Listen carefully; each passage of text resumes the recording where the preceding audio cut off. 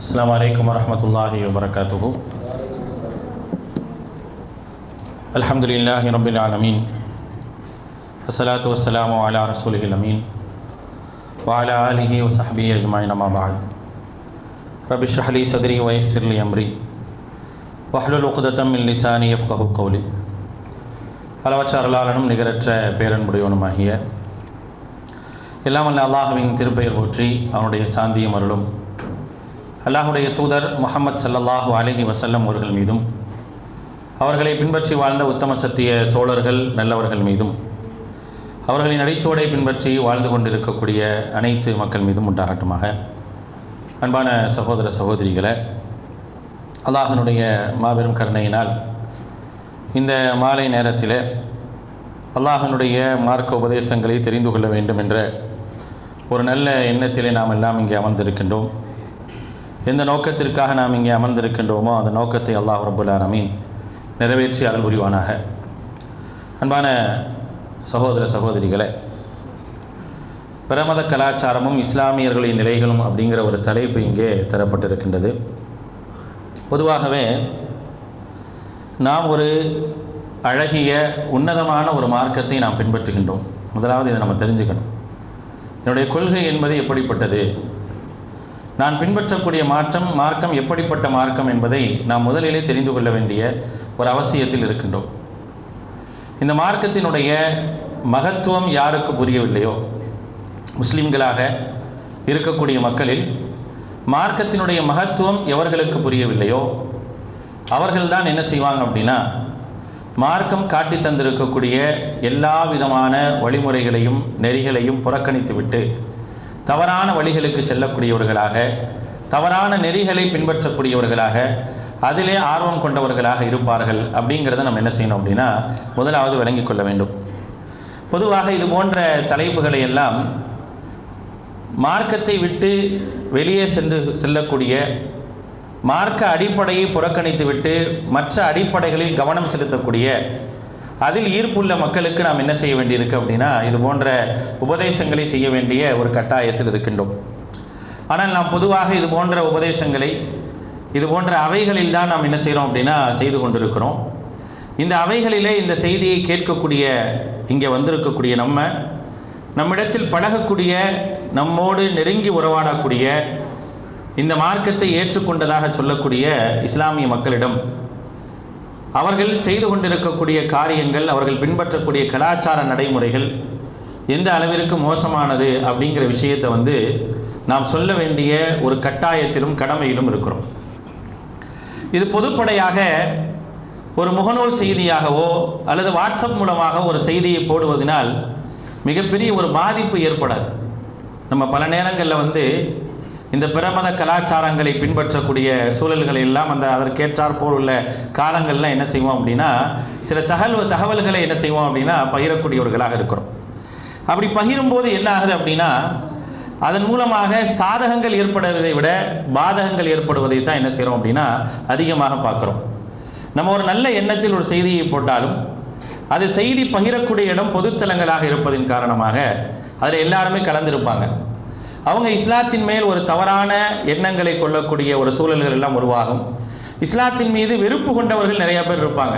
அவன் எப்படா இஸ்லாத்தின் மீது ஒரு வெறுப்பை திணிக்கலாம் என்று எதிர்பார்த்து கொண்டிருக்கும் போது அதற்கெல்லாம் வழிவகுக்கக்கூடிய நிறைய சூழல்கள் தான் ஏற்படுவதை என்ன செய்கிறோம் அப்படின்னா பார்க்குறோம். பொதுத்தலங்களில் பிரமத கலாச்சாரங்களை பற்றியான செய்திகளை பகிர்வதன் மூலமாக நன்மைகள் ஏற்படுவதை விட தீமைகள் அதிகமாக ஏற்படக்கூடிய ஒரு சூழல்கள் தான் உருவாகி கொண்டு இருப்பதை நம்ம பார்க்குறோம். அப்போ நம்ம என்ன செய்யணும்? இன்றைக்கு இந்த சமூகம் நல்ல ஒரு ஹிதாயத்தை பெற்றிருக்க வேண்டிய ஒரு சமூகம். அவர்களுக்கு நேர்வழி கிடைத்த பிறகும் அந்த நேர்வழியை தக்க வைத்துக் கொள்ளாமல் மற்ற வழிகளை பின்பற்றி செல்கின்றார்கள் என்றால் அவர்களை தனிப்பட்ட முறையில் சந்தித்து அவருடைய கொள்கை கோட்பாடுகள் என்பது, அவர்கள் ஏற்றுக்கொண்டிருக்கக்கூடிய கொள்கை எந்த அளவிற்கு உயர்வானது, அவர்கள் பின்பற்றக்கூடியது எந்த அளவுக்கு மோசமாக இருக்குது அப்படிங்கிற விஷயத்தை எல்லாம் சொல்ல வேண்டிய ஒரு கட்டாயத்தில் நம்ம இருக்கிறோங்க. ஏன்னா இன்றைக்குள்ள சமூகம் எப்படிப்பட்ட ஒரு சூழலை நோக்கி போய் கொண்டு இருக்கு அப்படின்னா, உலகம் எந்த வழியில் போகுதோ அதோடு நான் என்ன செய்கிறேன் அப்படின்னா போகணும்னு ஆசைப்படுறோமே தவிர அதற்கு மாற்றமான ஒரு நிலையில் நாம் இருப்பதை பெரும்பாலும் விரும்புவது கிடையாது.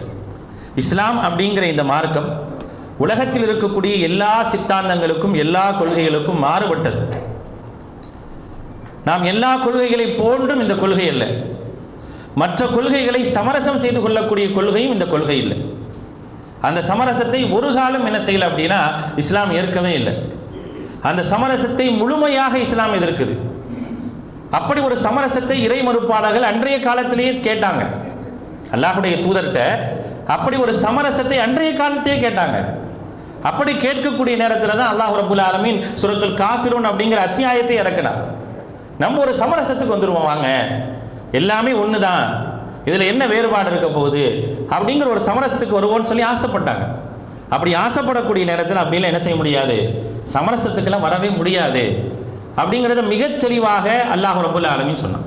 குல் யா அய்யுஹல் காஃபிரூன் லா அஅபுது மா தஅபுதூன் வலா அன்தும் ஆபிதூன மா அஅபுது வலா அன ஆபிதும் மா அபத்தும். ரொம்ப தெளிவான ஸ்டேட்மெண்ட்டை அல்லாஹ் கொடுக்க சொல்கிறான் நபிகள் நாயகம் ஸல்லல்லாஹு அலைஹி வஸல்லம். அதாவது என்னுடைய கொள்கையை நீ ஏற்றுக்க மாட்டேன், நான் என்ன கொள்கையை சொல்கிறேனோ அந்த கொள்கையை நீ ஏற்றுக்கொள்பவன் அல்ல. ஒருவேளை நீ காம்ப்ரமைஸுக்கு வர்ற அப்படின்னா என்னால் வர முடியாது, என்னால் வர முடியாது. நீ என்ன கொள்கையை வச்சிருக்கு, என்ன கோட்பாட்டை வச்சிருக்கு, என்ன சித்தாந்தத்தை வச்சிருக்கிறியோ அதையெல்லாம் என்னால் ஏற்றுக்கொள்ளவே முடியாது. வலா அன ஆபிதும் மா அபத்தும். நான் ஒரு காலம் வரமாட்டேன்னு சொல்லுங்க, ஒரு காலம் உங்களுடைய சித்தாந்தத்திற்கு நான் வரமாட்டேன்னு சொல்லுங்க அப்படிங்கிற ஒரு அடிப்படையை, ஒரு தெளிவை அல்லாஹ் ரப்புல் ஆலமீன் நமக்கு சொல்லியிருக்கான். அப்படிப்பட்ட தெளிவை பெற்றிருக்கக்கூடிய, அப்படிப்பட்ட ஒரு போதனையை பெற்றிருக்கக்கூடிய இன்றைய சமூகம், இஸ்லாமிய சமூகம் பெரும்பாலும் எப்படி இருக்கிறாங்க அப்படின்னா, நான் எனக்கு என்ன ஒரு நேர்வழி இருக்குதோ அந்த நேர்வழிக்கு அப்பாற்பட்ட ஒரு வாழ்வியல் முறையை தேர்ந்தெடுத்து வாழ்ந்தால் என்ன, அவர்களோடு அன்றி பழகினா என்ன, அவங்க எப்படி போகிறாங்களோ அதே மாதிரி நானும் போனால் என்ன, நான் தொழுகிறேன் வணங்குறேன் அதெல்லாம் அல்லாஹ்வுக்கு செய்கிறேன்ல, மற்ற மற்ற விஷயங்கள் நான் எப்படி போனால் எனக்கு என்ன அப்படிங்கிற ஒரு நிலைப்பாடை அவங்க என்ன செய்கிறாங்க அப்படின்னா எடுக்கிறாங்க. இதுதான் இது மிகப்பெரிய ஒரு சாபக்கேடான ஒரு விஷயம். என்னை கொஞ்சம் கொஞ்சமாக இந்த ஹிதாயத்திலிருந்து என்னை வெளியே தள்ளக்கூடிய ஒரு காரியம் என்பதை நான் என்ன செஞ்சிடக்கூடாதுன்னா மறந்துடக்கூடாது. அதை நம்ம என்ன செய்யணும், தனித்தனியாக நம்மை சார்ந்திருக்கிறவர்களுக்கு எடுத்து சொல்ல கடமைப்பட்டிருக்கும். அதை பொதுத்தலங்களில் போடுறதுனால எந்த ஒரு பிரயோஜனமும் இல்லை. நிறைய நேரத்தில் நம்ம என்ன செய்கிறோம் அப்படின்னா, ஒரு கிறிஸ்துமஸ் வருது, ஒரு நியூ இயர் வருது அப்படின்னா அந்த நேரத்தில் என்ன செய்வோம் அப்படின்னா ஸ்டேட்டஸாக நிறைய வைப்போம். என்ன வைப்போம் அப்படின்னா, கிறிஸ்துமஸ் கொண்டாடக்கூடாது, நியூ இயர் கொண்டாடக்கூடாது, ஏன் கொண்டாடக்கூடாது அப்படின்னு சொல்லி நிறைய ஸ்டேட்டஸ் என்ன செய்வோம் அப்படின்னா, நம்ம பெரும்பாலும் நம்முடைய போராட்டம் என்பதும் நாம் எப்படிப்பட்ட போராளிகள் அப்படின்னா முகநூல் போராளிகளாகவே வாழ்க்கையை ஓட்டிட்டு போயிட்டு தான் இருக்கிறோம். அதான் உண்மை. அதை தாண்டி நம்ம எந்த விஷயத்தை என்ன செய்கிறது இல்லைன்னா, நம்ம அருகாமையில் இருப்பவர்களுக்கு கூட சொல்வதற்கு முயற்சி பண்ணுவதில்லை. நம்ம சரியான ஒரு கொள்கை கோட்பாடை எடுத்து நடந்தோன்னு வச்சுங்களேன், நமக்கு அருகாமையில் இருக்கக்கூடிய ஒரு அண்டை வீட்டுக்காரன் அவன் இந்த கொள்கையை ஏற்றுக்கொள்ளவில்லை என்றாலும் கூட அவன் நம்மளை சரியாக புரிஞ்சு வச்சிருப்பான். இவங்க இப்படி தான் முஸ்லீம்கள் என்றால் அவருடைய கொள்கை கோட்பாடு என்பது இப்படி தான், அவங்க சிலைகளை வணங்க மாட்டாங்க, சிலைகள் சம்பந்தமான காரியங்களில் ஈடுபட மாட்டாங்க, அதற்கு படைக்கப்பட்டதை கூட புசிக்க மாட்டார்கள் அப்படிங்கிற அளவுக்கான ஒரு சிந்தனை அவனுக்கு இருக்கும். எப்போ நம்ம சரியாக இருந்தோம்னா, நம்ம சரியான இஸ்லாமிய நடைமுறையை நம்ம பேணி நடந்தால் போதும். ஆனால் நம்ம சரியான இஸ்லாமிய நடைமுறையை பேணி நடக்கலை அப்படின்னா அவனுக்கும் இந்த கொள்கை என்னன்னு தெரியாது, நம்மளை போல தான் இவங்களும் போல இருக்கு அப்படின்னு போனால் நான் ஏற்றுக்கொண்டு இருக்கக்கூடிய இந்த நேர்வழியை கூட அவன்கிட்ட சொல்ல முடியாமல் போயிடும். இந்த சத்தியத்தை கூட என்ன செய்ய முடியாது, அவர்கள்ட்ட சொல்ல முடியாமல் போயிடும். அப்படிப்பட்ட ஒரு நிலைகளில் தான் என்ன செய்யறோம் அப்படின்னா நம்ம இருந்துட்டு இருக்கிறோம். அன்பானவர்களே, அல்லாஹ் ரப்புல் ஆலமீன் சொல்லி காட்டுறான் திருமறை குர்ஆன்ல 63வது அத்தியாயத்தினுடைய 8வது வசனத்தில் சொல்றான், இஸ்லாம் என்பது எப்படிப்பட்டது தெரியுமா, இறை நம்பிக்கையாளர்கள் என்பவர்கள் யார் தெரியுமா, வலில்லாஹில் இஸ்ஸா வலி ரசூலிஹி வலில் முஃமினீன். கண்ணியம் என்பது யாருக்கு, கண்ணியம் என்பது அல்லாஹ்வுக்கும் அவருடைய தூதருக்கும் இறை நம்பிக்கையாளர்களுக்கும் அப்படிங்கிறான். இந்த மார்க்கத்தை ஏற்றுக்கொண்டால் நான் கண்ணியமானவன், ஒரு கண்ணியமிக்க ஒரு கொள்கையில் ஒரு சத்தியத்தில் நான் இருக்கிறேன். முதல்ல என்னுடைய சத்தியம் என்பது எப்படிப்பட்டது, நான் ஏற்றுக்கொண்டு இருக்கக்கூடிய கொள்கை என்பது எப்படிப்பட்டதுன்னு தெரியணும். அப்போ அல்லாஹ் சொல்கிறான், கண்ணியம் என்பது உனக்கு எதில் இருக்குன்னா நீ ஏற்றுக்கொண்டு இருக்கக்கூடிய கொள்கையில் இருக்குது, அப்படிப்பட்ட கொள்கையை கொண்டவனாகத்தான் நீ இருக்கிற அப்படிங்கிறத முதலாவது அல்லாஹ் நமக்கு சொல்லி காட்டுகின்றான். இஸ்லாம் நமக்கு போதிக்கக்கூடிய விஷயம் என்ன தெரியுமா, நாம் எதை விட்டு தூரமாக இருக்கணும், நாம் தூரமாக இருக்க வேண்டிய விஷயங்கள் என்ன அப்படிங்கிறத மிக தெளிவாக இஸ்லாம் சொல்லி காட்டுகின்றது. அல்லாஹும் அல்லாஹுடைய தூதரும் நமக்கு போதித்த விஷயங்கள்ல மிக முக்கியமானது என்னன்னா, இணை வைப்புக்கு நெருக்கமான என்னென்ன விஷயங்கள் இருக்குதோ அப்படிப்பட்ட எந்த காரியத்தின் பக்கமும் நாம் நெருங்கவே கூடாது என்ற ஒரு போதனை இஸ்லாம் சொல்லி காட்டுகின்றது. நான் சும்மா ஒரு வாழ்த்து தானே சொல்றேன், அவங்க போற இடத்துல நான் நிக்க தானே செய்யறேன். அப்படி நிக்கிறனால நான் என்ன, என் கொள்கை கெட்டு போக போகுது, நான் மார்க்கத்தை விட்டு நான் வெளியே வந்துடவா போறேன் அப்படிங்கிற மாதிரி என்ன செய்யறோம்னா காம்ப்ரமைஸ் பண்றதுக்கு தான் நம்ம முயற்சி செய்யறோமே தவிர என்னுடைய மார்க்கம் எனக்கு எப்படிப்பட்ட ஒரு செய்தியை சொல்லி இருக்கு அப்படிங்கிறதே நமக்கு புரியல. அதை புரியாதவர்களாகத்தான் நம்ம இருக்கிறோம். எவ்வளவு அழகாக மார்க்கம் சொல்லுது, உன்னை பொறுத்த வரைக்கும் இணை வைப்புக்கு நெருக்கமான எந்த காரியமும் உன்னிடத்தில் இருக்கக்கூடாது. அதே போல இறை மறுப்பாளர்கள், முஷ்ரிக்கீன்கள், யகூதிகள், நசாராக்கள் அவர்களுக்கு ஒப்பான ஒரு செயல்பாடுகள் என்பது உங்களிடத்தில் இருக்கவே இருக்கக்கூடாது என்பதை மிக தெளிவாக அல்லாஹும் அல்லாஹுடைய தூதர் ஸல்லல்லாஹு அலைஹி வஸல்லம் சொல்லி காட்டுறாங்க. அது ஆடையிலிருந்து, நடவடிக்கையிலிருந்து, கொள்கைகளிலிருந்து, எல்லா விஷயங்களையும் நமக்கு சொல்லி காட்டுறாங்க. ஒவ்வொரு நாளும் நம்ம சொல்றோமே, இஹ்தினஸ் ஸிராத்தல் முஸ்தகீம் ஸிராத்தல் லதீன அன்அம்த அலைஹிம் கைரில் மக்தூபி அலைஹிம் வலத்தாலின். ஒவ்வொரு நாளும் ஒவ்வொரு தொழுகையிலும் ஓதுறோம், ஒவ்வொரு ரக்காத்திலையும் ஓதுறோம். அல்லாஹ்விடத்தில் கேட்கிறோம், யா அல்லாஹ் எங்களுக்கு நேரான வழியத்தா, அது நீ எவர்களுக்கு அருள் புரிந்தாயோ அவ்வழி, அது உன்னுடைய கோபத்திற்கு ஆளானோர் வழியும் அல்ல, நெறி தவறியோர் வழியும் அல்ல அப்படின்னு கேட்கிறோம். அப்ப நெறி தவறிய வழியை நான் பின்பற்றினா, அல்லாஹ்வுடைய கோபத்திற்கு ஆளானவர்களுடைய வழியை நான் ஏற்று நடந்தான், அவங்க எப்படி இருக்கிறாங்களோ அதே போல நானும் நடக்க வேண்டும் என்று ஆசைப்பட்டால் அப்ப நான் யாரு? அவர்களோடு சேர்ந்தவனாகத்தான் ஆயிடுறேன். அல்லாஹ் ரப்பல் ஆலமீன் திருமறை குர்ஆன்ல சொல்லி காட்டுகின்றான். 5வது அத்தியாயத்தினுடைய 48வது வசனத்தில் அல்லாஹ் சொல்லும் பொழுது, வலா தத்தபி அஹ்வாஅஹும் அம்மா ஜாஅக மினல் ஹக். உனக்கு சத்தியம் வந்துருச்சு, நீ இருக்கிறது நேர்வழி, முதல்ல அதுல எனக்கு நம்பிக்கை இருந்தாதான் நான் என்ன செய்வேன்னா அடுத்த விஷயத்துக்கு நான் போகவே மாட்டேன். எனக்கு அதுல முதல்ல நம்பிக்கை வரணும். இன்னைக்கு பெரும்பாலான இஸ்லாமிய சமூகம் நான் இருப்பது சத்தியம் என்பதை மறந்தவர்களாகத்தான் இருக்கிறாங்க. எத்தனை பேருக்கு இறையியலே தெரியாம இருக்கு தெரியுமா? எத்தனை மக்களுக்கு இறை கோட்பாடு தெரியாம இருக்கு தெரியுமா? அல்லாஹ் ஒருத்தன் தான் கடவுள், மற்றவை அனைத்தும் கற்பனையும் பொய்யும் அப்படிங்கிறது கூட தெரியாத மக்கள் எத்தனை பேர் இருக்காங்க தெரியுமா? எத்தனையோ இடங்கள்ல இந்த சமூகத்துடைய அவலங்கள் என்ன தெரியுமா? நம்ம சொல்ற சில நேரங்கள்ல நம்ம இடத்துல யாராவது ஒருத்தர் வந்து சொல்றாங்க அப்படின்னா, இந்த மாதிரி என்னுடைய பிள்ளைக்கு வந்து பரீட்சை இருக்குது அல்லது உடல்நிலை சரி இல்லாமல் இருக்கு, நீங்க உங்களுடைய இறைவனை வேண்டிக் கொள்ளுங்கள் அப்படின்னு சொன்னா, பதிலுக்கு இந்த சமூகத்தை சார்ந்தவர்கள் அவர்களுடைய தேவை வரும்போது நீங்களும் உங்களுடைய இறைவனை வேண்டிக் கொள்ளுங்கள் என்ற ஒரு குஃப்ரான வார்த்தைகளை சொல்லக்கூடிய இஸ்லாமிய மக்கள் இருக்கிறாங்க. காரணம் என்ன நினைக்கிறீங்க? நான் இருக்கிறது சத்தியம்னு உனக்கு புரியல, நான் இருக்கிறது தான் உண்மையான கொள்கை கோட்பாடு அப்படிங்கிறது தெரியல. நான் இருப்பது உண்மையான கோட்பாடு அப்படின்னா அவன் கற்பனையாக வணங்கக்கூடியவதை ஏற்றுக்கொள்வானா? அவன் கற்பனையாக அவனால் உருவாக்கப்பட்ட அந்த கடவுள் சித்தாந்தத்தை எப்படி ஏற்றுக்குவான்? கண்டிப்பாக ஏற்றுக்க மாட்டான். அப்ப இங்க என்ன பிரச்சனை?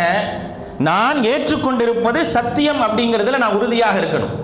அப்படி உறுதியாக இருக்கிறவங்க தான் அடுத்தவர்களை பின்பற்ற மாட்டாங்க. அடுத்தவருடைய கொள்கை கோட்பாட்டையும் வழிமுறைகளையும் நடவடிக்கைகளையும் என்ன செய்ய மாட்டாங்க? பின்பற்ற மாட்டாங்க. அப்ப அது முதல்ல எனக்கு தெரியணும். அப்ப அல்லாஹ் சொல்லி காட்டுகின்றான், அம்மா ஜாஅக மினல் ஹக், இதுதான் சத்தியம் என்று வந்த பிறகு அவர்களுடைய வழிமுறையை நீங்க பின்பற்றாதீங்க. தெரியாம பின்பற்றிட்டீங்க, அசத்தியத்தில் இருக்கிறீங்க, அவர்களோடு சேர்ந்து இருக்கிறீங்க. அந்த அசத்தியத்திற்கு பின்னால் உங்களுக்கு சத்தியம் கிடைத்து விட்டது என்று சொன்னால் அசத்தியத்தின் பக்கமே போகக்கூடாது. இதெல்லாம் ஏன் வருது தெரியுமா? இன்றைக்கு இந்த சமூகத்தில் நிறைய பேர் பிரமத கலாச்சாரங்களின் பக்கம் ஈர்ப்பு கொண்டவர்களாக இருப்பதற்கான காரணம் என்னன்னா, அவங்களுக்கு அடிப்படை தௌஹீதே தெரியல. தௌஹீதை புரிஞ்ச யாரும் என்ன செய்ய மாட்டாங்க? போக மாட்டாங்க. தௌஹீதே தெரியல. பெரும்பாலும் இன்றைக்கு இஸ்லாமிய மக்களுடைய கொள்கை என்ன? இஸ்லாமிய மக்கள், பெரும்பான்மையான இஸ்லாமிய மக்களுடைய கொள்கை கோட்பாடு என்பது எப்படி இருக்குது? அவர்களுக்கு போதிக்கப்படக்கூடிய கொள்கையை பார்த்தீங்கன்னா, அவர்கள் ஷிர்க்கை அடிப்படையாக கொண்டுதான் அவர்களுக்கு இஸ்லாமிய கொள்கையை போதிக்கப்படுது. அப்படிதான் போதிக்கப்படுது. அப்படி போதிக்கப்படுறதுனால தான் அவர்களுக்கு இதெல்லாம் வித்தியாசமாகவே படலை. தௌஹீதை அடிப்படையாக கொண்டு இஸ்லாமிய கொள்கை போதிக்கப்படுவது என்பது ரொம்ப அரிதிலும் அரிதாகத்தான் இருக்குது. இன்றைக்கு இந்த ஏகத்துவத்தை ஏற்றுக்கொண்டு நடக்கக்கூடிய மக்களுடைய சராசரி விகிதம் என்ன? 100% இருக்காங்களா? அல்லது 50% இருக்கிறாங்களா? 40% இருக்கிறாங்களா? 30%த்திற்கும் குறைவாகத்தான் இருக்கிறாங்க. சத்தியத்தை சரியாக புரிந்து நடக்கக்கூடிய மக்கள் இஸ்லாமியர்கள்ல 30%க்கும் குறைவாக தான் இருக்கிறாங்க. பெரும்பான்மையான மக்கள் அவர்களுடைய பலவிதமான காரியங்கள் எப்படி இருக்கு அப்படின்னா அடுத்தவர்களுடைய குஃபுருக்கும் ஷிர்க்குக்கும் ஒத்து போனதாகத்தான் இருக்குது. அவங்க அல்லாஹ் வணங்குறாங்க, அல்லாஹ் அல்லாதவர்களையும் வணங்குறாங்க. அவங்கள்ட்ட போய் நீங்க வந்து அடுத்தவங்க கலாச்சாரத்தை பின்பற்றக்கூடாது, அவங்களுக்கு ஒண்ணுமே தெரியாது. இன்னைக்கு நல்லிணக்கம் இணக்கம் அப்படிங்கிறத எதை அடிப்படையாக கொண்டு இருக்குது? இன்னைக்கு நல்லிணக்கம்னு பேசுறாங்கல்ல, நல்லிணக்கம் அப்படின்னா என்ன நினைச்சிட்டு இருக்கிறான் அப்படின்னா இந்த உலகத்துல அவன் கடவுளை வணங்குறதும் அவன் கடவுளை பூஜிக்கிறதும் அவனை வந்து என் பள்ளிக்குள்ளாக ஏற்றி அவனுடைய பூஜை புனஸ்காரங்களை எனக்கு படைப்பதுதான் நல்லிணக்கம் என்று சமூகம் நினைத்து கொண்டு இருக்குது. இஸ்லாமிய சமூகம் நினைத்து கொண்டு இருக்குது. இன்னைக்கு நிறைய இடங்கள்ல பார்க்கலாம், நிறைய ஃபேஸ்புக்கில் எல்லாம் நீங்கள் முகநூல்லாம் பார்க்கலாம், இதுதான் தமிழ்நாடுன்னு போடுவாங்க. என்னடா இதுதான் தமிழ்நாடு? முளைப்பாரி எடுத்துகிட்டு வந்தால் தண்ணி கொடுத்தா காலில் தண்ணியை ஊற்றுனா பார்த்தீங்களா எங்கள் நாடு எப்படி மத நிலைக்கிறதோடு இருக்குது. இது கவலையாக இருக்குது, பார்க்கும்போது மிகப்பெரிய ஒரு கவலையாக இருக்குது. ஏன்னா ஒரு குஃப்ருக்கும் ஒரு இணை வைப்புக்கும் உதவி செய்யக்கூடியவனாக அதை அங்கீகரிக்கக்கூடியவனாக என்ன செய்யறானா இன்னைக்கு இருக்கிறான். அப்படிங்கிறப்ப என்ன செய்ய முடியும்? பள்ளிவாசல் தலைவர்கள் உட்பட, பள்ளிவாசலில் ஒரு தலைவராக இருப்பவர் உட்பட அப்படிதான் இருக்கிறாங்க. ஒரு பள்ளியை நிர்வகிக்கக்கூடியவர் வலம் யக்ஷ இல்லல்லாஹ், அல்லாஹ்வை தவிர யாருக்கும் பயப்படக்கூடாது, ஷிர்க்குக்கு குஃப்ருக்கு சாட்சி பகரக்கூடியவர்களாக இருக்கக்கூடாது அப்படிங்கிற ஒரு அடிப்படையை அல்லாஹ் ரப்புல் ஆலமீன் சொல்லி காட்டுகின்றார். எவர்கள் ஷாஹிதீன் அலா அன்ஃபுஸிஹிம் பில் குஃப்ர், குஃப்ருக்கு சாட்சி பகருவர்கள் அல்லாஹ்வுடைய இல்லத்தை நிர்வகிக்கவே கூடாது அப்படிங்கிற ஒரு அடிப்படை இஸ்லாம் சொல்லி காட்டுகின்றது. ஆனால் அதெல்லாம் இருந்தால் தான் பள்ளிவாசலுடைய தலைவர் அப்படிங்கிற ஒரு அடிப்படை இன்னைக்கு வந்திருக்கு. அப்படின்னா அதுக்கான காரணம் என்ன நினைக்கிறீங்க? தௌஹீதே போதிக்கப்படலை. தௌஹீதே போதிக்கப்படாத மக்கள்கிட்ட போய் நீ இது மாதிரியான விஷயங்களை செய்யாதன்னா அவன் செய்ய அவனுக்கு இன்னுமே தெரியாது. நம்மளை வந்து மோசமானவனாக பார்ப்பான், நம்ம ஃபண்டமெண்டலிஸ்டாக தான் பார்ப்பான், நம்மளை எப்போதும் அப்படி தான் பார்ப்பான், தீவிரவாதியாக தான் பார்ப்பான். இவங்க ஊரில் கலகம் பண்ண வந்தீங்க அப்படி தான் பார்ப்பான். உங்களுக்கு ஒத்து வரலன்னா நீங்கள் போங்கன்னு நம்மளை பார்த்து சொல்லுவாங்க. அதுதான் இன்றைக்கு பெரும்பாலான இடங்களில் நடந்து கொண்டு இருக்குது. அப்போ இந்த விஷயங்கள் எல்லாம் ஒழிக்கப்படுவதற்கான ஒரு சூழல் என்ன தெரியுமா? இண்டிவிஜுவலாக நம்ம மக்களை சந்திக்கணும். முதல்ல அவர்களிடத்தில் இஸ்லாம் சீர்திருத்தத்தை ஏற்படுத்தணும். அதை ஏற்படுத்தாமல் ஒன்றுமே பண்ண முடியாது. பொதுவாக ஒரு மெசேஜை ஏதாவது ஒரு தகவலாக பரிமாறிட்டோம் அப்படின்னா நான் என் தாவாவை முடிச்சிட்டேன் அப்படின்னா ஒன்றுமே இல்லைங்க.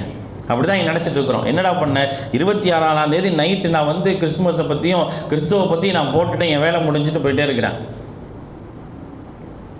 எங்கே போட்ட? ஏன் ஃபாஸ்ட் என் ஃபேஸ்புக்கில் பாருங்கள், அதான் முதல் பிறகு இவ்வளோ லைக் வந்திருக்குது, இவ்வளோ கமெண்ட் வந்திருக்கு பாருங்கள். எதிர்த்தாப்பில் ஒன்று எப்படி எரிகிறான் பார்த்தீங்களா? அதில் ஒரு பெருமை. அதை தாண்டி என்னப்பா சாதிச்ச? சரி அவனை விடு, உன் கூட இருக்கக்கூடிய உன்னுடைய உறவுக்காரர்கள் இஸ்லாம் அல்லாதவர்களாக இருக்கிறாங்களே அவர்கள்ட்டையாவது நீ மாற்றத்தை ஏற்படுத்தினி, அதுக்கு வழியே காணும். அதுக்கு எந்த வழியுமே இல்லை. நீ நிறைய இடங்களில் போய் இந்த மக்கள் செய்யக்கூடிய காரியங்களில் நீ இதை செய்யாத, நான் இதை வேணாம் அப்படின்னு சொன்னால் அதுக்கான ஒரு தகவல்கள், அதை சொல்லப்படக்கூடிய செய்திகள் கூட உங்களுக்கு புரிகிறது இல்லை. உதாரணத்திற்கு ஒருத்தர் பிறந்தநாள் கொண்டாடுறாரு, பிறந்தநாள் கொண்டாடி கேக்கெல்லாம் வெட்டி ரொம்ப பிரம்மாண்டமாக அதை என்ன செய்கிறாரு, செலிப்ரேட் பண்ணுறாரு. அவர் வந்து என்ன செய்கிறார், நம்மள்கிட்ட வந்து இந்த மாதிரியான விஷயங்கள் நாங்கள் பண்ணியிருக்கோம், வாங்க கலந்துக்கங்க, இல்லை நாங்கள் கலந்துக்க மாட்டோம், இல்லை எங்களுக்கு வேணாம் அப்படின்னு சொல்லும் பொழுது ஏன் அப்படிங்கிற அந்த தகவல் கூட அவர்களுக்கு பரிமாறப்படுறதில்லை. நான் சொல்கிறது வெளியே உள்ளவங்க இல்லை, இஸ்லாமிய சமூக மக்களுக்கு சொல்கிறேன். இப்படி ஒரு நடைமுறையை வந்து மார்க்கை எங்க சொல்லி கொடுத்துருக்கு அப்படிங்கிறது கூட அவங்களுக்கு சொல்ல வேண்டிய ஒரு அவசியம் இருக்கு. நான் செய்தது வந்து யாருடைய கலாச்சாரம்? யூதர்களுடைய கலாச்சாரம் ஆயிற்று, கிறிஸ்தவர்களுடைய கலாச்சாரம் ஆயிற்று. அந்த கலாச்சாரங்களிலிருந்து சமூகத்தை மாற்ற வேண்டுமே, அப்படி பின்பற்றி நடந்தால் அதனுடைய விளைவுகள் என்ன அப்படிங்கிறத என்ன செய்யறதில்லை அப்படின்னா நாம் அவர்களுக்கு சொல்றதே இல்லை. அல்லாஹ் ரப்புல் ஆலமீன் திருமறை குர்ஆன்ல 33வது அத்தியாயத்தினுடைய முதல் வசனத்தில் சொல்லி காட்டுறான், யா அய்யுஹன் நபி இத்தகில்லா, நபியே அல்லாஹ்வை பயந்து கொள்ளுங்கள், வலா துத்இல் காஃபிரீன வல் முனாஃபிகீன், நீங்கள் இறை மறுப்பாளர்களுக்கும் நயவஞ்சகர்களுக்கும் கட்டுப்பட்டு விடாதீர்கள், அவங்கள பின்பற்றிடாதீங்க, அவங்க எப்படி இருக்கிறாங்களோ அவங்கள மாதிரியே நீங்கள் நடக்கணும் அப்படின்னு சொல்லி நீங்கள் நினைக்காதீங்க அப்படிங்கிற அல்லாஹ் ரப்புல் ஆலமீன். இறை தூதரை முன்னோக்கி அல்லாஹ் ரப்புல் ஆலமீன் ஒரு செய்தியை சொல்கிறான். இறை தூதரை முன்னோக்கி சொல்கிறான் அப்படின்னா ஒட்டுமொத்த சமூகத்திற்கும் சொல்லப்பட்ட ஒரு செய்தி அல்லவா. இன்னைக்கு நம்ம அவங்கள மாதிரியே என்ன செய்கிறோம், ஜானுக்கு ஜான் முளத்துக்கு முளம் இருக்கணும்னு ஆசைப்படுறோமா இல்லையா? அவங்கள மாதிரியே இருக்கணும் அப்படிங்கிற ஒரு ஆசை தான் நம்மள்கிட்ட இருக்குது. அதனால் என்ன ஆகும், அப்படி இருக்கிறனால என்ன விளைவுகள் ஏற்படும் அப்படிங்கிறத நம்ம புரிஞ்சுக்கிறதே இல்லை. அல்லாஹுடைய தூதர் ஸல்லல்லாஹு அலைஹி வஸல்லம் சொல்றாங்க, ரொம்ப பிரபலமாக நாம் எல்லா இடங்கள்லையும் கேள்விப்பட்ட ஒரு செய்தி தான், மன் தஷப்பஹ பிகௌமின் ஃபஹுவ மின்ஹும். யார் பிற சமூகத்திற்கு ஒப்பாக நடக்கிறாங்களோ அவர்கள் அவர்களை சார்ந்தவர்களாக ஆயிடுறாங்க. அப்படிதான் இருக்கிறாங்க. அவங்கள பார்த்தாவே நீங்கள் அப்படி தான் பார்க்கலாம். அவங்களுக்கும் மார்க்கத்திற்கும் மார்க்கத்தினுடைய அடிப்படைகளுக்கும் மார்க்கத்தினுடைய வரையறைகளுக்கும் எந்த சம்பந்தமும் இருக்காது. இந்த மார்க்கம் என்பது, இஸ்லாம் என்பது ஒரு வரையறைக்குள்ளாக நம்மை வைத்திருக்கின்றது. அந்த வரையறை எல்லாம் யாருக்காகவும் தாண்ட முடியாது, எவருக்காகவும் அதை மாற்றிக்கவலாம் முடியாது. அது யாராக இருந்தாலும் சரி, நமக்கு நெருக்கமானவர்களாக இருக்கிறாங்க, நமக்கு மிகவும் நெருங்கியவர்களாக இருக்கிறாங்க, அப்படி இருந்தால் தான் என்னை இப்படி அடையாளப்படுத்த முடியும் அப்படிங்கிறதுக்காக வரையறைகளை எல்லாம் தூக்கி எறியவலாம் முடியாது. அல்லாஹ் சொல்ற, தில்க ஹுதூதுல்லாஹ், உனக்கு ஒவ்வொரு விஷயத்தையும் சொல்லிக் கொடுத்து இதுதான் வரையறை என்று நான் நிர்ணயித்து வச்சிருக்கிறேன். இது அல்லாஹ்வுடைய வரையறை. வமன் யதஅத்த ஹுதூதல்லாஹி ஃபக்கத் ஸலம நஃப்ஸஹு, எவர் அல்லாஹ்வுடைய வரையறை மீறுகின்றாரோ அவர் தனக்கு தானே அக்கிரமம் செய்து கொண்டார், அநீதம் இழைத்துக் கொண்டார் அப்படிங்கிறாங்க அல்லாஹ் தஆலா திருமறை குர்ஆன்ல. எச்சரிக்கையோடு சொல்லி காட்டுகின்றார். எவன் வமன் யதஅத்த ஹுதூதஹு ஃபக்கத் ஸலம நஃப்ஸஹு, அல்லாஹ்வுடைய வரையறையை மீறுபவன் தனக்கு தானே அக்கிரமம் செய்து கொண்டவன். திருமறை குர்ஆனில் எத்தனை செய்திகள் வருது. வமன் யாஸில்லாஹ வ ரசூலஹு வ யதஅத்த ஹுதூதஹு யுத்கில்ஹு நாரா, அல்லாஹ்வுக்கும் அவனுடைய தூதருக்கு மாறு செய்து அல்லாஹ்வுடைய வரையறை எவர் மீறுகின்றானோ யுத்கில்ஹு நாரா, அவர் நரகத்தில் நுழைக்கப்படுவான். இந்த சமூகம் நேர்வழி என்ற ஒரு விஷயத்தை பெற்ற பிறகும் அதை பற்றி தெளிவில்லாமல், அதில் சொல்லப்படக்கூடிய சத்தியம் புரியாமல், வழிகேட்டின் பக்கம் கிடைத்த பிறகும் போய்கொண்டு இருக்கிறாங்க. அப்படின்னா அவர்களை விட நஷ்டவாளிகள் யாராக இருக்க முடியும்? அப்படியெல்லாம் போறவங்க யாரு, அவர்கள் எப்படிப்பட்டவர்கள் என்ப அவர்களை சார்ந்தவர்கள் அப்படிங்கிறாங்க. மேலும் அல்லாஹ்வுடைய தூதர் ஸல்லல்லாஹு அலைஹி வஸல்லம் சொல்றாங்க, லைஸ மின்னா மன் தஷப்பஹ பிகைரினா, நம்முடைய கொள்கை, நம்முடைய சித்தாந்தம், நம்முடைய வழிமுறை விட்டுவிட்டு அடுத்த வழிமுறைக்கு எவர்கள் ஒப்பாக நடக்கின்றார்களோ அவர்கள் நம்மை சார்ந்தவர்கள் அல்ல, அவர்களை முஸ்லிம்களாகவே கருத முடியாது அப்படிங்கிறது இஸ்லாம். அவர்களை இங்கே முஸ்லிம்களாகவே கருத முடியாது. இப்படிதான் இன்னைக்கு என்ன செய்யறாங்க, பெரும்பாலானவர்கள் இருக்கிறாங்க. ஒவ்வொரு விஷயத்திலும் பாருங்க, அல்லாஹ்வுடைய தூதர் ஸல்லல்லாஹு அலைஹி வஸல்லம் அவர்கள் ஒவ்வொரு விஷயங்கள்லையும் என்ன செய்யறாங்க அப்படின்னா, சஹாபாக்களுக்கு நீங்க மற்றவர்களை போன்று நடந்துவிடக்கூடாது என்பதற்கான ஏராளமான எச்சரிக்கைகளை சொல்லி காட்டுகின்றார்கள். ஒரு ஆடை விஷயத்தில், நாம் அணியக்கூடிய ஒரு ஆடை விஷயத்தில் கூட அடுத்தவர்களுக்கு ஒப்பாக நீ இருக்கக்கூடாது அப்படிங்கிறத சொல்லுதா இல்லையா? அப்படிப்பட்ட ஒரு போதனை மார்க்கம் நமக்கு சொல்லி காட்டுகின்றதா இல்லையா? இன்றைக்கு எத்தனை பேர் ஆடைகளுடைய விஷயத்திலும் மற்ற விஷயங்களையும் நாம் எவ்வளவு மோசமாக இருக்கிறாங்க. இன்றைக்கு ஒரு கிறிஸ்துமஸ் வந்துச்சு அப்படின்னா நம்ம பிள்ளைகளுக்கும் சிவப்பு கலர் தொப்பி வாங்கி போட்டு அழகு பார்க்கக்கூடியவர்கள் எத்தனையோ பேர் உண்டு.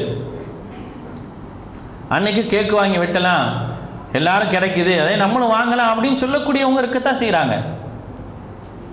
இதில் என்ன பெருசாக இருக்க போகுது, நான் பாட்டுக்கு என் காசை கொடுக்குறேன், நான் வாங்குறேன், நான் சாப்பிட்றேன், அதில் என்ன இருக்குது அப்படிங்கிறாங்க. இது மாதிரி ஏராளமான விஷயங்களை உதாரணமாக சொல்லிக்கொண்டே போகலாம். புத்தாண்டு, நியூ இயர், அந்த நியூ இயரை நம்மளை விட வேற யாரும் கொண்டாடுறாங்களே அளவுக்கு விமர்சையாக கொண்டாடக்கூடியவங்க இருக்கிறாங்க.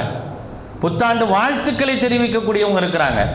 அந்த புத்தாண்டில் பிரார்த்தனை செய்யக்கூடியவங்களாக இருக்கிறாங்க. கடந்த வருடங்களை போல் இல்லாமல் இந்த வருடத்தில் அல்லாஹ் ரப்புல் ஆலமீன் நமக்கு எல்லா வளங்களையும் தந்தல் புரிவானாக. இவ்வளோ நாள் உனக்கு யாரா கொடுத்தா? இவ்வளோ நாள் அல்லாஹ் உனக்கு கொடுத்த வளங்களை நீ என்னைக்காவது யோசிச்சிருக்கிறியா? இவ்வளோ நாள் கொடுத்த ஆயுசுக்கு நான் என்ன செஞ்சிருக்கிறேன் அப்படிங்கிற ஒரு யோசனை இருக்குதா? அதெல்லாம் எதுவுமே இல்லை. ஆனால் நான் என்ன நினைக்கிறேன் அப்படின்னா, இப்படி ஒரு ஆண்டு வந்துச்சு அப்படின்னா எனக்கு ஒரு வருஷம் போச்சு. அந்த ஒரு வருஷத்தை நான் என்னுடைய வாழ்நாளில் ஒரு வருஷத்தை அல்லாஹ் தஆலா என்ன செஞ்சான், எடுத்துக்கிட்டான். அந்த ஒரு வருடத்தில் நான் என்ன செஞ்சிருக்கிறேன், எப்படி செஞ்சிருக்கேன், எதுவுமே இல்லை. என்ன நினைக்கிறேன், புத்தாண்டு பிறந்துருச்சு, புத்தாண்டு இனிதே ஆரம்பித்தது. பல பேருக்கு இனிதாக இருக்கும், பல பேருக்கு துன்பமாக இருக்கும். என்ன செய்ய முடியும்? அப்போ புத்தாண்டை இல்லைன்னு ஆக்கிடுவியா? அதுக்கு வாழ்த்து தெரிவிக்கிறது, அதுக்கு புத்தாடைகள் அணிவது, அதில் கொண்டாட்டங்களில் ஈடுபடுவது எல்லாமே நம்மள்கிட்ட இருக்குது. ஒரு சின்ன சின்ன விஷயங்களில் கூட ரொம்ப அழகான ஒரு நடைமுறையை சொல்லி காட்டுகின்றது. உமர் இப்னு கத்தாப் ரலியல்லாஹு அன்ஹு அவர்கள் ஆதர்பைஜானுக்கு ஒரு கடிதம் எழுதுறாங்க. ஆதர்பைஜான் சொல்லக்கூடிய அந்த நாட்டுக்கு எழுதுறாங்க. அந்த நாட்டில் உள்ள முஸ்லீம்களுக்கு எழுதுறாங்க. இங்கே இருக்கக்கூடிய முஸ்லீம்கள் யூத நசாராக்களுடைய கலாச்சாரத்தை பின்பற்றக்கூடிய நிறைய மக்கள் அங்கே இருக்கிறாங்க. அங்கே தான் நீங்கள் முஸ்லீம்களாக வாழ்ந்துட்டு இருக்கிறீங்க. இந்த கொள்கையை புதிதாக ஏற்றுக்கொண்ட மக்கள் நிறைய இருக்கிறீங்க. நீங்கள் கவனிக்க வேண்டிய விஷயம் என்ன தெரியுமா? ஈயாக்கும், உங்களை நான் எச்சரிக்கின்றேன். இணை வைப்பாளர்களுடைய கொண்டாட்டங்களோ இணை வைப்பாளர்களுடைய வணக்கங்களிலோ நீங்கள் என்ன செஞ்சிடாதீங்க, அதில் ஈடுபடுவதாக, அதில் நிம்மதி பெறுவதாக நீங்கள் என்ன செஞ்சிடாதீங்க, நினைச்சிடாதீங்க, அதில் உங்களை ஈடுபடுத்தி கொள்ளாதீர்கள் அப்படின்னு சொல்லி உமர் இப்னு கத்தாப் ரலியல்லாஹு அன்ஹு அவர்கள் ஆசர்பைஜானுக்கு மக்களுக்கு முஸ்லீம்களுக்கு கடிதம் எழுதுறாங்க.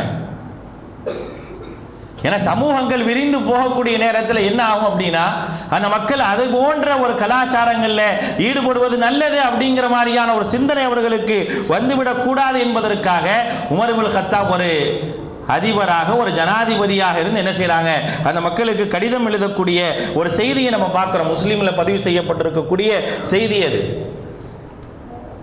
ஒவ்வொரு விஷயத்திலும் எவ்வளவு கவனமாக இருக்குது பாருங்க இஸ்லாம். ஆனால் அதெல்லாம் நம்ம என்ன செய்கிறோம், தூக்கி போட்டு தான் இருக்கிறோம். ஒரு முறை ஒரு நபித்தோழர் வரார், அல்லாஹுடைய தூதர் ஸல்லல்லாஹு அலைஹி வஸல்லம் அவங்கள்ட்ட வராங்க. அவர் எப்படி வரார் அப்படின்னா, 2 ஆடை, குங்குமப்பு கலர், கிட்டத்தட்ட காவி ஆடையான 2 ஆடைகளை அணிந்து என்ன செய்கிறாரு, அவர் வர்றதை அல்லாஹுடைய தூதர் ஸல்லல்லாஹு அலைஹி வஸல்லம் பார்க்குறாங்க. அவர் வர்றதை பார்த்த உடனே அல்லாஹுடைய தூதர் ஸல்லல்லாஹு அலைஹி வஸல்லம் சொல்கிறாங்க, இன்ன ஹாதிஹி சியாபுல் குஃபார் ஃபலா தல்பிசுஹா. இந்த ஆடை கூட இறை மறுப்பாளர்களுடைய ஆடை, அதை நீ அணியாதங்கிற. சாதாரண ஆடை தானே, ட்ரெஸ் தானே, ஒரு நாள் போட்டு கழட்டிடுறது தானே, இதில் என்ன இருக்குது அப்படின்னு கடந்து போகலாம்ல. எந்த விதத்திலும் என்ன செய்யக்கூடாது அப்படின்னா, பிறருடைய கலாச்சாரங்கள் உங்களுடைய நடவடிக்கையிலையோ உங்களுடைய பேச்சுக்கள்லையோ உங்களுடைய ஆடைகள்லையோ வந்துவிடக்கூடாது என்பதில் என்ன செய்யுது மார்க்கம் எந்த அளவுக்கு கவனமாக இருக்குன்னு பாருங்க. அப்போ அதை எடுத்து பின்பற்றக்கூடிய நம்ம அப்படி ஒரு கவனமே இல்லை அப்படின்னா, நம்மை சார்ந்தவர்கள்ட்ட அப்படிப்பட்ட ஒரு சிந்தனை இல்லை அப்படின்னா அவங்களுக்கு இஸ்லாமே தெரியலன்னு அர்த்தம். அப்போ அதை சொல்ல வேண்டிய ஒரு அவசியத்தில் இருக்கிறோம். இப்போ இது போன்ற விஷயங்களும் இது போன்ற தலைப்புகளும் வைக்கப்படுது அப்படின்னா, இது மாதிரியான சிந்தனை கொண்ட மக்களை நம்ம இங்கே எடுத்துகிட்டு வரணும்.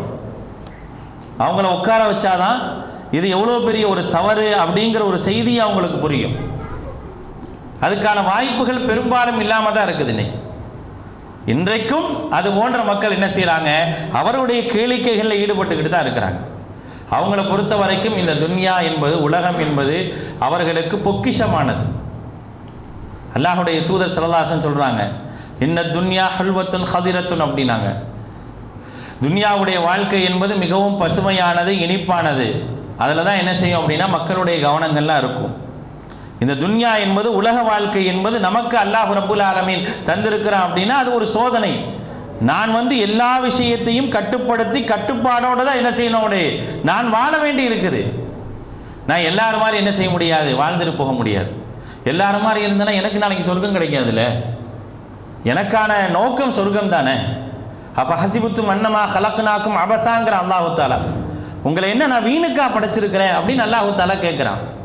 அப்போ நான் வீணுக்காக படைக்கப்பட்டவன், உயர்ந்த லட்சியம் எனக்கு இருக்குது. அந்த உயர்ந்த லட்சியம் என்ன, அல்லாஹ் ரப்புல் ஆலமீன் எனக்காக வைத்திருக்கக்கூடிய சொர்க்கம். அது எப்படிப்பட்டது, எனக்கு கண் குளிர்ச்சியாக இருக்கும். அதை பார்த்த உடனே என்னுடைய மனசு, உள்ளம், கண் எல்லாமே என்ன செய்யும், சந்தோஷம் அடையுமே. அப்படிப்பட்ட ஒரு சொர்க்கம், அதை யார்ட்டையுமே காட்டாம அல்லாஹ் ரப்புல் ஆலமீன் மறைச்சு வச்சிருக்கிறான். மாலா ஐனு ராசின், எந்த ஒரு கண்ணும் பார்த்திராத, வலா உதுனு சமியாத், எந்த ஒரு காதும் கேட்டிராத, வலா ஹதர் அலா கல்பி ரஜுலின், எந்த ஒரு மனிதனுடைய உள்ளமும் நினைத்து பார்த்திராத அளவுக்கான ஒரு சொர்க்கம் அது. அந்த சொர்க்கத்திற்காக நான் படைக்கப்பட்டிருக்கேன். அதற்காக நான் உலக இன்பங்களை எல்லாம் நான் தூக்கி எறிஞ்சுதான் ஆகணும். எல்லாருமே அப்படி இருக்கிறானே, நானும் அப்படி இருக்கணும்னு ஆசைப்படக்கூடாது. எல்லாரும் அது அசத்தியத்தில் இருக்கிறான், நானும் அசத்தியத்தில் இருக்குன்னு ஆசைப்படுறதா, நான் சத்தியத்தில் இருக்க வேண்டும் என்று ஆசைப்படுவது, அதுதான் இங்கே கவனிக்கணும். நாம் கவனிக்க வேண்டிய விஷயம் அதுதான். அல்லாஹுடைய தூதர் ஸல்லல்லாஹு அலைஹி வஸல்லம் அவர்கள் சஹாபாக்களை பார்த்து சொல்றாங்க, ரொம்ப எச்சரிக்கையோடு சொல்லி காட்டுகின்றார்கள். ஒரு காலம் வரும், அந்த காலத்தில் எப்படி இருப்பாங்க தெரியுமா? மக்கள் எப்படி இருப்பாங்க அப்படின்னா, முளத்துக்கு முளம் ஜானுக்கு ஜான் மற்றவர்களை பின்பற்ற வேண்டும் என்று ஆசைப்படுவாங்க, மற்றவர்களை பின்பற்றி நடப்பார்கள் என்று என்ன செய்கிறாங்கன்னா அல்லாஹுடைய தூதர் ஸல்லல்லாஹு அலைஹி வஸல்லம் சொல்றாங்க. புகாரியில் பதிவு செய்யப்பட்டிருக்கக்கூடிய 7320வது ஹதீஸ், அல்லாஹுடைய தூதர் ஸல்லல்லாஹு அலைஹி வஸல்லம் சொன்னாங்களா, தத்பஉன்ன சுனன மன் கான கப்லக்கும் ஷிப்ரன் ஷிப்ரன் வ திராஅன் பிதிராஇன். முளத்துக்கு முளம் ஜானுக்கு ஜான் என்ன செய்வீங்க அப்படின்னா, முந்தியவர்களுடைய கலாச்சாரங்களை அப்படியே நீங்கள் என்ன செய்வீங்க, யூதர்கள் மற்றும் கிறிஸ்தவர்களுடைய கலாச்சாரங்களை அப்படியே நீங்கள் பின்பற்றக்கூடியவர்களாக இருப்பீங்க. அவர்கள் உடும்பினுடைய புந்துக்குள் நுழைந்தால் நீங்களும் நுழைவீங்க, எந்த மாற்றமும் இருக்காது. அவன் எப்படி இருக்கிறானோ அதே போல நான் இருப்பேன். அவனுடைய ஆடையிலிருந்து, நடையிலிருந்து, உடையிலிருந்து, பாவனைகளிலிருந்து, செயல்பாடுகளிலிருந்து அப்படியே நான் இருப்பேன். அந்த மாதிரியே இருக்க வேண்டும் என்று என்ன செய்வாங்க, ஆசைப்படுவாங்க. இதை சொன்னோன்னு சஹாபாக்கள் கேட்குறாங்க, அல்லாஹுடைய தூதரே நீங்கள் யாரை சொல்கிறீங்க? யூத நசாராக்களையா சொல்கிறீங்க? அவங்கள குறிச்சா சொல்கிறீங்க? ஃபமன், வேற யாரை நான் சொல்ல போகிறேன்? அப்போ எந்த விதத்திலும் என்ன செய்யக்கூடாது அப்படின்னா, பிறருடைய கலாச்சாரங்களை பின்பற்றக்கூடாது. ஆனால் காலங்கள் அப்படித்தான் வரும் என்பதை என்ன செய்யுது அப்படின்னா மார்க்கம் எச்சரித்து சொல்லி காட்டுகின்றது. அந்த காலங்களை நோக்கி தான் என்ன செய்யுது அப்படின்னா சமூகம் போய்கொண்டு இருப்பதை பார்க்க ரொம்ப கவலையாக இருக்குது. இதே மாதிரியான ஒரு நிலையில் போனால் என்ன ஆகும் அப்படிங்கிற ஒரு அச்சம் தான் வருது. எந்த விதத்திலும் அல்லாஹுடைய தூதர் ஸல்லல்லாஹு அலைஹி வஸல்லம் அவர்கள் அடுத்தவர்களுடைய நிலைப்பாட்டை நாம் நம்முடைய வாழ்வில் எந்த ஒரு சூழலிலும் எடுக்கக்கூடாது. அல்லாஹுடைய தூதர் ஸல்லல்லாஹு அலைஹி வஸல்லம் தங்களுடைய கடைசி காலங்களில் பள்ளிவாசலுக்கு போகிறாங்க, தொழுகைக்காக போகிறாங்க. அல்லாஹுடைய தூதர் உட்கார்ந்துருக்கிறாங்க, எல்லாருமே நின்று கொண்டு இருக்கிறாங்க. அதை நபிகள் நாயகம் ஸல்லல்லாஹு அலைஹி வஸல்லம் அவர்கள் பார்த்த பிறகு அல்லாஹுடைய தூதர் ஸல்லல்லாஹு அலைஹி வஸல்லம் அவங்க சொல்கிறாங்க, அந்த சஹாபாக்களை பார்த்து சொல்கிறாங்க, ரோமர்கள் பாரசீகர்கள்லாம் இருக்கிறாங்கல்ல, அவங்கெல்லாம் அவருடைய தலைவருக்கு எழுந்து நிற்பது போல நீங்கள் எழுந்து நிற்கிறீங்களா அப்படிங்கிற ஒரு கேள்வியை கேட்குறாங்க. அவர்கள் மாதிரி நீங்கள் செய்யாதீங்க அப்படிங்கிறாங்க அல்லாஹுடைய தூதர் ஸல்லல்லாஹு அலைஹி வஸல்லம். உலகத்திலேயே அதிகமாக மதிக்கப்பட வேண்டிய, மதிப்பதற்கு தகுதியான ஒரு நபர் அல்லாஹுடைய தூதரை தவிர யாருமே கிடையாது. யாரோ ஒருத்தரை கூட பார்க்க முடியாது நம்ம. ஆனால் அந்த அல்லாஹுடைய தூதர் ஸல்லல்லாஹு அலைஹி வஸல்லம் அவர்கள் தங்களுடைய தோழர்கள்ட்ட சொல்கிறாங்க, நீங்கள் ஏன் இப்படி நிற்கிறீங்க? நீங்கள் அப்படியே ஒரு சில நிமிடங்கள் நீங்கள் ரோமர்களும் பாரசீகர்களும் எப்படி இருந்தாங்களோ அதே போல் அந்த மன்னர்களுக்கு எப்படி எழுந்து நிற்பார்களோ அதே போல் நீங்களும் நிற்க ஆசைப்படுறீங்களா அப்படின்னு அல்லாஹுடைய தூதர் கேட்குறாங்க. அப்போ ஒரு நிலையில் கூட நான் இந்த சமூகம் என்ன செய்யக்கூடாது, மாற்றாருடைய நடைமுறையை பின்பற்றி விடக்கூடாது என்பதில் எவ்வளவு கவனமாக அல்லாஹுடைய தூதர் ஸல்லல்லாஹு அலைஹி வஸல்லம் அவர்கள் இருந்திருக்கிறாங்க அப்படிங்கிறத பாருங்கள். ஒரு முன்மாதிரியான ஒரு சமூகம். ஒரு கவலையான விஷயம் என்ன அப்படின்னா, ஒரு முன்மாதிரியான சமூகம், நாம் பிறருக்கெல்லாம் முன்மாதிரியாக இருக்க வேண்டிய சமூகம். ஆனால் இந்த சமூகம் இந்த அளவிற்கு மோசமான ஒரு நிலைக்கு செல்கின்றது என்று சொன்னால் அவங்களுக்கு மார்க்கம் தெரியலை, தௌஹீது தெரியலை அப்படிங்கிறதுடைய விளைவை தவிர வேறு எதுவுமே இல்லை அப்படிங்கிறத நம்ம தெரிஞ்சுக்கணும். அல்லாஹ் திருமறை குர்ஆனில் இந்த சமூகம் எப்படிப்பட்டது அப்படின்னு சொல்லும்போது அல்லாஹ் சொல்கிறான், 2வது அத்தியாயத்தினுடைய 143வது வசனத்தில் சொல்லும் பொழுது, வகதாலிக ஜஅல்நாக்கும் உம்மத்தம் வஸதா, இவ்வாறே நாம் உங்களை நடுநிலையான சமூகமாக ஆக்கி வச்சிருக்கிறோம். லிதகூனு ஷுஹதா அலன்னாஸ், ஒட்டுமொத்த மனித சமூகத்திற்கும் சான்று பகரக்கூடியவர்களாக நீங்கள் இருக்கிறீங்க அப்படிங்கிற அல்லாஹ் தஆலா. ஒட்டுமொத்த சமூகத்திற்கு முன்மாதிரியாக சான்று பகரக்கூடியவர்களாக நீங்கள் தான் இருக்கிறீங்க. அப்படிப்பட்ட ஒரு சமூகம் தான், நடுநிலையான ஒரு சமூகம் தான் நீங்கள். உங்களை பார்த்து பிறர் கற்றுக்கொள்ள வேண்டும். அதுதான் முஸ்லீம்களுக்கு அல்லாஹ் சொல்லித்தரான். உங்களை பார்த்து பிறர் கற்றுக்கொள்ள வேண்டும். பிறரை பார்த்து அவன் வழியில் நீ போயிடாத. அப்போ அவன் வழியில் நீ போகிற அப்படின்னா உன்னிடத்தில் சரியான முறையில் நேர்வழி சேரவில்லை அப்படிங்கிறது தான் மார்க்கம் நமக்கு எச்சரித்து சொல்லக்கூடிய ஒரு செய்தி என்பதை நாம் புரிந்து கொள்ள வேண்டும். அன்பான சகோதரர்களே, நேரங்கள் அதிகமாகிவிட்டதால் நேரத்தினுடைய அருமை கருதி நாம் என்ன செய்கிறோம் அப்படின்னா இந்த செய்தியை இதோடு முடிக்கிறோம். இந்த நேரத்தில் நம்ம சொல்லக்கூடிய மிக முக்கியமான ஒரே ஒரு விஷயம் என்ன அப்படின்னா, இது மாதிரியாக மார்க்கத்தை விட்டு தூரமாக இருக்கக்கூடிய மக்களுக்கு நாம் மார்க்கத்தை சீர்திருத்தத்தின் அடிப்படையில் சொல்ல வேண்டிய ஒரு அவசியத்தில் இருக்கிறோம். நமக்கு அருகாமையில் இருக்கக்கூடிய, பக்கத்தில் இருக்கக்கூடிய நமக்குடைய உறவுக்காரர்கள், இவங்களுக்கெல்லாம் நம்ம சொல்லணும். எவன் எக்கேடு கெட்டு போனால் என்ன, நான் சரியாக இருக்கேன்னு இருந்தேன் அப்படின்னா நாளைக்கு அவன் நம்மளை குற்றவாளியாக்கனா பதில் சொல்ல முடியாது அல்லாஹ்ட்ட. அதனால் வாந்திர அஷீரத்தக்கல் அக்கரபீன் அப்படிங்கிற அல்லாஹு தாலா, ஒன்று நெருங்கிய உறவுக்கு அச்சமுட்டி எச்சரிக்கை செய்யுங்க அப்படின்னு அல்லாஹ் ரப்புல் ஆலமீன் சொல்கிறான். நம்முடைய நெருங்கிய உறவினர்கள் முஸ்லீம்களாக இருக்கிறாங்க, ஆனால் அவங்கள்ட்ட பேரளவில் தான் இஸ்லாம் இருக்கே தவிர எந்த விதத்திலும் இஸ்லாமிய அடிப்படையோ கோட்பாடோ கொள்கையோ எதுவுமே இல்லை. அப்போ அப்படிப்பட்டவர்கள்ட்ட என்னால் இயன்ற வரை அவர்களுக்கு மத்தியில் சீர்திருத்தத்தை ஏற்படுத்த வேண்டும் என்ற ஒரு லட்சியத்தோடு நம்ம இருந்தோம் அப்படின்னா நம்முடைய மக்களை முதல்ல என்ன செய்யலாம் அப்படின்னா இது போன்ற வழிகேட்டிலேருந்து காப்பாற்றிடலாம். இது போன்ற வழிகேட்டிலேருந்து காப்பாற்றணும். அந்த வழிகேட்டிலேருந்து காப்பாற்றுவதற்கு முதலாவது நமக்கு தேவை அவர்களுக்கு சரியான கொள்கையை போதிக்க வேண்டும். அந்த கொள்கை போதிக்கப்படாதனுடைய விளைவு தான் இது. இன்றைக்கி இஸ்லாம் இந்தியாவில் பரவிய காலங்களில், இஸ்லாம் இந்தியாவில் வேகமாக பரவக்கூடிய காலங்களில் அன்றைய சூழல்களில் என்ன செஞ்சாங்க அப்படின்னா, அன்றைய தலைவர்கள் சத்தியத்தை மக்களுக்கு கொண்டு சேர்த்தாச்சு. அதுக்கு அடுத்தடுத்து வரக்கூடிய ஜெனரேஷன்கள் என்ன யோசித்தாங்க அப்படின்னா, இந்த கொள்கையை ஏற்றுக்கொண்டு இருக்கக்கூடிய நம்ம மற்றவர்களை மாறியான எந்த விதமான செயல்பாடுகள் நம்மள்கிட்ட இல்லையே அப்படின்னு சொல்லும் பொழுது அது மாதிரியான நேரங்களில் ஷிர்க் ஆதரிக்க ஆரம்பித்தாங்க. ஷிர்க் ஆதரிக்க ஆரம்பித்து, ஷிர்க்கான செயல்களை ஆதரிக்க ஆரம்பித்து, இதெல்லாம் இங்கே இருந்துச்சு அப்படின்னா இவர்கள் மீண்டும் குஃபுருக்கு போயிட மாட்டாங்களே அப்படின்னு சொல்லிட்டு ஒரு வழிகேட்டிலேருந்து வந்தவங்களை இன்னொரு வழிகேட்டில் கொண்டு போய் விட்டுட்டாங்க. அது உடனே ஆழமாக பரவிருச்சு. அது நல்லா விளங்கிக்கங்க. இன்றைக்கும் சத்தியத்தை விட அசத்தியம் ரொம்ப ஆழமாக பரவிடும். சத்தியம் கொடுக்கப்பட்ட மக்கள் மீண்டும் அசத்தியத்துக்கு செல்லக்கூடிய ஒரு சூழ்நிலை வருது. குஃபுர்லேருந்து வெளியேறி ஷிர்க்குக்கு போயிட்டான். குஃபுர்லேருந்து வெளியேறி ஷிர்க்குக்கு போயிட்டான். வமா யுமினு அக்ஸருஹும் பில்லாஹ் இல்லா வஹும் முஷ்ரிக்குன் அல்லாஹ் சொல்கிறான். பெரும்பாலான மக்கள் நம்பிக்கை கொள்கின்றார்கள். எப்படி? அல்லாஹுவுக்கு இணை வைத்த நிலையிலே அல்லாஹ்வை நம்பிக்கை கொள்ளக்கூடியவங்களாக இருக்கிறாங்க அப்படின்னு அல்லாஹ் சொல்கிறான். அந்த மாதிரி ஆகிப்போச்சு. குஃபுர்லேருந்து வெளியே வந்து ஷிர்க்குக்கு போக சூழ்நிலை வந்துருச்சு. அந்த ஷிர்க்கு தான் கொள்கை அப்படின்னு சொல்லி ஏற்றுக்கொள்ளக்கூடிய ஒரு நிலை அதுவே என்னது ஆழமாக இந்த சமூகத்தில் பதிய வைக்கப்பட்டனால அந்த சமூகம் எல்லா விதமான கலாச்சாரங்களையும் அங்கீகரிக்க ஆரம்பிச்சிருச்சு. எல்லாம் ஒன்று தான், உனக்கும் எனக்கு என்ன வித்தியாசம், நீ நிற்க வச்சு வணங்குற, நான் படுக்க வச்சு வணங்குறேன், அதுதான் எனக்கும் உனக்குமான மாறுபட்ட கொள்கை அப்படிங்கிற அந்த அடிப்படை சொல்லப்பட்டுருச்சு. அதனால தான் எல்லா விதமான மாற்று கலாச்சாரங்களையும் இந்த சமூகம் அங்கீகரிக்க ஆரம்பித்தது என்பதை நான் வழங்கிக் கொள்ளணும். என்றைக்கு இந்த சமூகத்தில் ஷிர்க்கு ஒரேடியாக எடுக்கப்படுதோ அப்போ தான் இந்த சமூகம் மற்றவருடைய கலாச்சாரங்களும் மற்றவருடைய கொள்கை கோட்பாடுகளின் பக்கம் ஆர்வம் கொள்ளாமல் இருக்கும். சரியான நேர்வழியின் பக்கம் நடக்கும். அப்படிப்பட்ட ஒரு நேர்வழியின் பக்கம் நம்ம இருக்கிறோம். அல்லாஹ் நமக்கு அருள் புரிந்திருக்கிறான். அதே போல எல்லோரும் இருப்பதற்கு அல்லாஹ்விடத்தில் நாம் பிரார்த்தனை செய்வதோடு அதற்கான வழிவகைகள் என்னவோ அந்த வழிவகைகளுக்கு நாம் என்ன செய்யணும் அப்படின்னா முயற்சி செய்ய வேண்டும். ஒவ்வொரு தனி மனிதனாக சீர்திருத்தத்திற்கான முயற்சியை நாம் எடுத்தோம் என்றால் முதலில் உறவுகளிலிருந்து ஆரம்பிக்கணும். உறவுகள்லேருந்து அந்த சீர்திருத்தத்தை ஆரம்பித்தோம் அப்படின்னா கண்டிப்பாக இந்த சமூகம் நல்ல ஒரு மாற்றத்தை நோக்கி பயணிக்கும். அப்படிப்பட்ட நல்ல ஒரு மாற்றத்திற்கான வழிவகையை அல்லாஹ் ரப்புல் ஆலமீன் நம் மூலமாக ஏற்படுத்துவானாக. வாஹிரு தஅவானா அல்ஹம்துலில்லாஹி ரப்பில் ஆலமீன். வஸ்ஸலாமு அலைக்கும் வரஹ்மத்துல்லாஹி வபரகாத்துஹு.